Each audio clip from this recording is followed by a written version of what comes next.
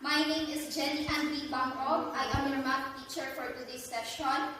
Before we will start, please stand up for the opening prayer. May I call on Ms. Tirante to lead the prayer? Amen. Good morning, class. To start, let us check your attendance. Please say present if your name is called. Imbalsado, Laidan, Present, ma'am. Tirante, and Albino. I guess everyone is present. A big clap to us.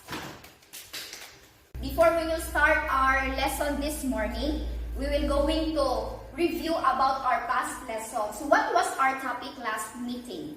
Yes, Tirante? Excellent. What is numerical expressions? Yes, Albino? Wow, that's great. Who can add some thoughts about the numerical expression? Laidan?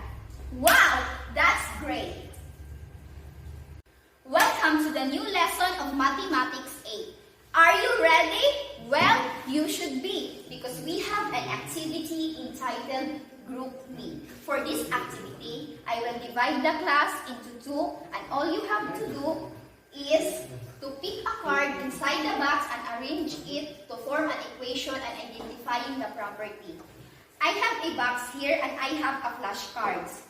So, all you have to do is to arrange the flashcards and attach your form equation into the blackboard, and after 5 minutes, I will check your output.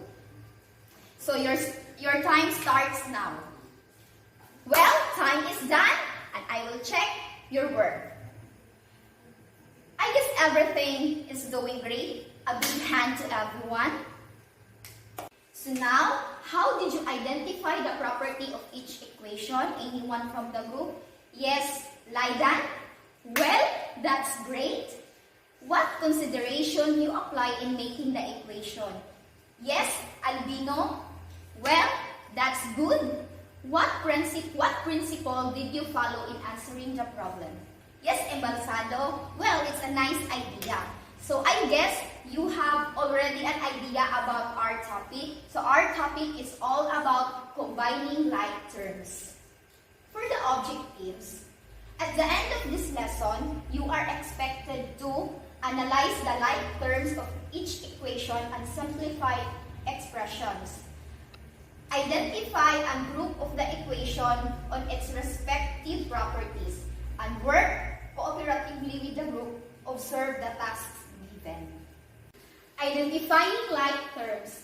Like terms have the same variable raised to the same power. For example, identify the like terms in the following expressions. For the example A, we have given negative 8n plus 9 minus n minus 3. So all you have to do is to combine the like terms, which is the negative 8n and negative n, and 9 and negative 3.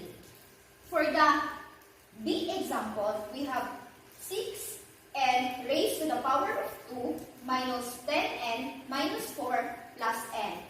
So, same process as in letter A, we have 6n raised to the power of 2 minus 10n and n and negative 4. Simplifying expressions and combining like terms. Example, simplify the expression below, justify your answer. For the given, we have 4ad plus 5 plus 9ad. So, we have to combine the like terms. 4ad plus 9ad plus 5. It is also called commutative property. So, you have to combine the like term. So, 4ad plus 9ad equals 13ad plus 5. That is what we call combined like terms.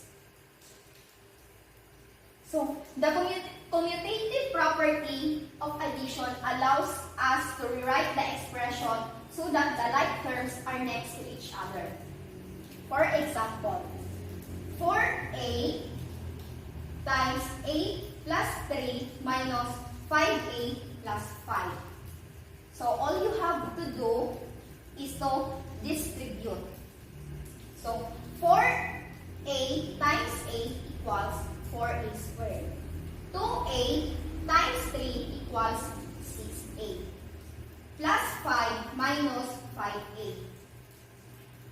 So, all you have to do is to combine the like terms.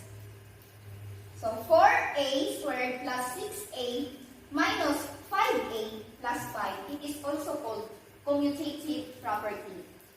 So, to combine like terms, we have 4a squared, 6a minus 5a is equals into a plus 5. So, to test your knowledge, all you have to do is to complete the table and prove the following equations. So, for this activity, another groupings, I will group you into two, and then all you have to do is to answer the given by its property, the distributive property, commutative property, or group of terms, combine like terms, and simplify. So for this table, all you have to do is to prove which property are these equations belong. So after you answer this activity, write the name of your groups at the back of your paper, pass it to me, and I will be the one to check your outputs. So you will answer this for 10 minutes. And for the board work, we have a board work. So all you have to do is to solve the following expressions in order to know what knowledge you have gained about our discussion a while ago.